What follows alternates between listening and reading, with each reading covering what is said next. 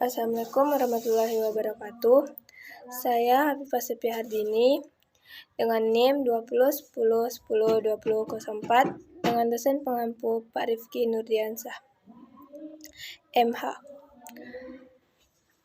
Saya akan menjelaskan tentang hadis konsumsi. Konsumsi dalam Islam. Konsumsi pada hakikatnya adalah mengeluarkan sesuatu dalam rangka memenuhi kebutuhan. Konsumsi meliputi keperluan, keagamaan, dan menawan. Kesenangan atau keimanan diperoleh asal tidak berlebihan, yaitu tidak mempunyai batas yang dibutuhkan oleh tubuh dan tidak pula mempunyai batas-batas makan yang dihalalkan. Ajaran Islam sebenarnya bertujuan untuk mengingatkan umat manusia agar memperjalankan harta sesuai kemampuannya, mengeluarkan tidak seharusnya berlebihan, mendapatkan dan juga tidak merekam pengeluaran. Ajaran Islam sebenarnya bertujuan untuk mengingatkan umat manusia agar memperjalankan harta sesuai kemampuannya. Pengeluaran tidak seharusnya memenuhi pendapatan dan juga tidak mengeluarkan terlalu rendah sehingga pengaruh pada kebakinian.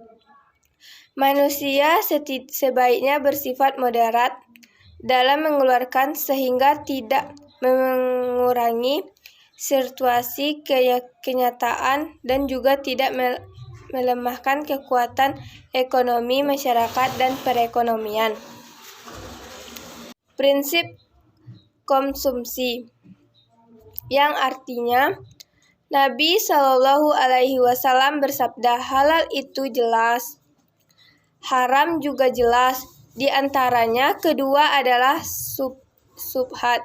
Tidak banyak manusia yang mengetahui barang siapa menjaga diri dari subhat, maka ia telah bebas untuk agama dan harga dirinya. Barang siapa yang berjemurus dalam subhat, maka ia dikabarkan mengembala sekitar tanah yang dilarang yang dikhawatirkan terjemus. Ingatlah, sesungguhnya setiap pemimpin punya bumi larangan. Larangan Allah adalah hal yang tidak diharamkan oleh Allah.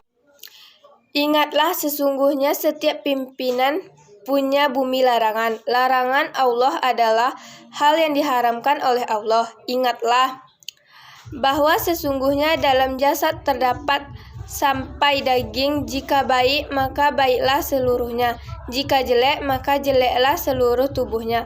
Ingatlah, daging itu adalah hati. B. Prinsip komunikasi baik atau bergizi, yang artinya Nabi Muhammad SAW bersabda, wahai manusia, sesungguhnya Allah tidak baik, tidak menerima sesuatu kecuali yang baik. Ia menerima pada orang-orang yang beriman pada yang diperintahkan pada para utusan. Kemudian baca ayat, wahai para manusia utusan, makanlah dari yang baik dan berimanlah Allah yang baik. Karena sesungguhnya kami mengetahui apa yang kalian kerjakan. Baca ayat dari makanlah sesuatu yang baik dari apa yang bergizi. Kemudian Nabi menurunkan, ada seseorang anak laki-laki yang bergizi, rambutnya acak-acak dan kotor. Ia menganggahkan kuda kepada tangannya ke atas dan dia berdoa, wahai Tuhanku, sedang yang dimakan dan yang diminum serta yang dipakai Allah adalah berasal dari yang haram, nama mungkin doanya yang tidak diterima.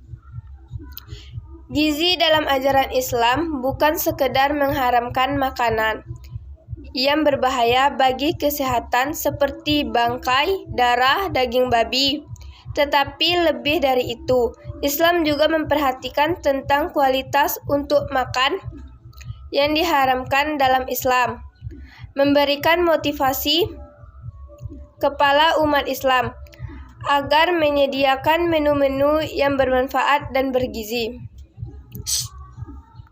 Makan dan minum secukupnya. Artinya, Rasulullah Shallallahu Alaihi Wasallam bersabda, anak Adam tidak mengisi penuh suatu mudah yang lebih jelek, dan perut cukuplah bagi mereka itu berada suap makan yang dapat mengerjakan punggungnya. Apabila kuat keinginannya, jadikanlah sepertiga untuk makan, sepertiga untuk minum, sepertiga untuk diri dan udaranya.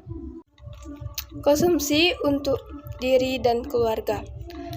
Nabi Muhammad SAW bersabda, ketika seorang muslim memanfaatkan hartanya untuk keluarga dan tujuan untuk mencari pahala kepada Allah, maka dihitung sebagai sedekah.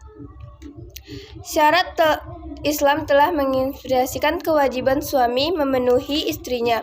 Hal ini telah ditanggungjawabkan oleh Allah Subhanahu wa Ta'ala dan firman-Nya. Para ibu hendaklah menyusahkan anak-anaknya selama 2 tahun penuh, yaitu bagi yang ingin menyempurnakan penyusun dan kewajiban ayah memberi makan dan pakaian kepada para ibu dengan cara makruh. Baik, sekian dari saya. Bila terdapat kesalahan, mohon dimaafkan. Saya akhiri dengan wassalamualaikum warahmatullahi wabarakatuh.